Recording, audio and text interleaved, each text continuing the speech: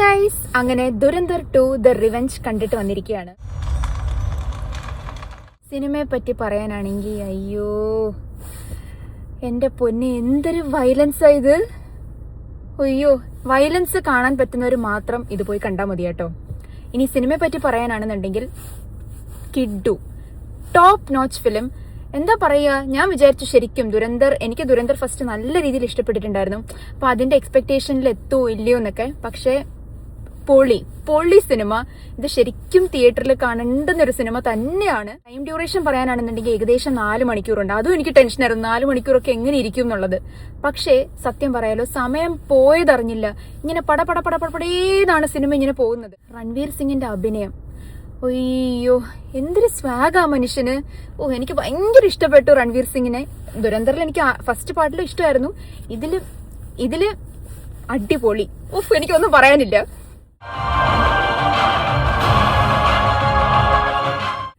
രൺവീർ സിംഗ് ഈ സ്ക്രീനിൽ വന്നാൽ തന്നെ നമുക്കങ്ങ് എന്താ പറയാ, അങ്ങേരുടെ മുടിയും ബോഡിയും എല്ലാം കണ്ടിട്ട് ഞാൻ ഭയങ്കര ഫാനായി. മുടി കണ്ടപ്പോ ഞാൻ ശരിക്കും വിചാരിച്ചു എനിക്ക് അതിന്റെ പകുതി മുടിയെങ്കിലും ഉണ്ടായിരുന്നെങ്കിൽ. ഇതിന്റെ കഥ ഞാൻ ജസ്റ്റ് ഒരു ഓവർവ്യൂ പോലെ പറയാം, കാരണം വേറെ കൂടുതലൊക്കെ പറഞ്ഞു കഴിഞ്ഞാൽ പിന്നെ അത് സ്പോയിലർ ആയി പോകും. അതായത് രൺവീർ സിംഗ് നമുക്കറിയാം ഫസ്റ്റിൽ ഇവൻ ഹംസ അലി മസാരി ആയിട്ടാണല്ലോ അവിടേക്ക് പോകുന്നത്.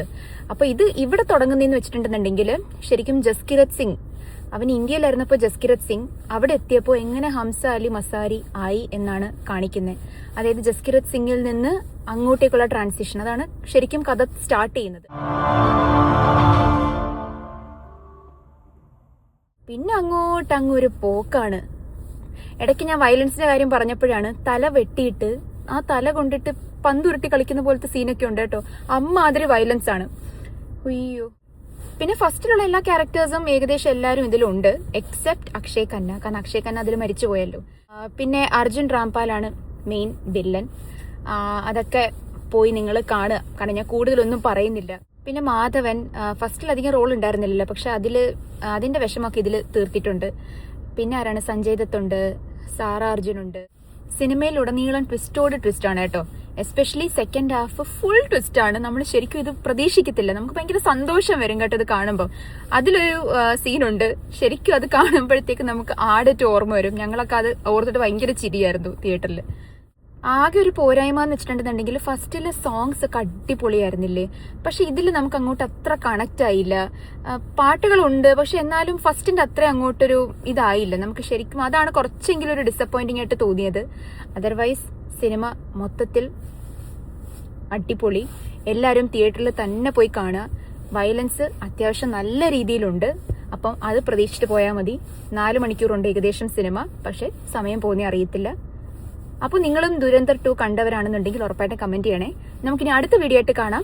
അപ്പോൾ ഓക്കെ, ബൈ. ഒരു കാര്യം കൂടെ പറയാൻ മറന്നുപോയി, സിനിമ തീരുന്നവരെ ഇരിക്കേണ്ട ഒരു ആവശ്യമില്ല കേട്ടോ. ഞങ്ങളാണെങ്കിൽ നിങ്ങൾക്ക് വേണ്ടി അവിടെ ഇരുന്നു. സിനിമയുടെ എൻഡ് ക്രെഡിറ്റ്സിൽ ആദ്യം ക്ലൈമാക്സ് എല്ലാം കഴിഞ്ഞ് ഒരു സാധനം കാണിക്കുന്നുണ്ട്, പിന്നെ അത് കഴിഞ്ഞിട്ട് കുറച്ച് എഴുതി കാണിച്ചിട്ടാണ് അടുത്തത് വരുന്നത്. അങ്ങനെ 2 എൻഡ് ക്രെഡിറ്റ്സേ ഉള്ളൂ കേട്ടോ. നിങ്ങൾ അവസാനം വരെ ഇരിക്കരുത്. ഞങ്ങൾ അവസാനം വരെ ഇരുന്ന് തേഞ്ഞൊട്ടിയിട്ടാണ് വന്നിരിക്കുന്നത്.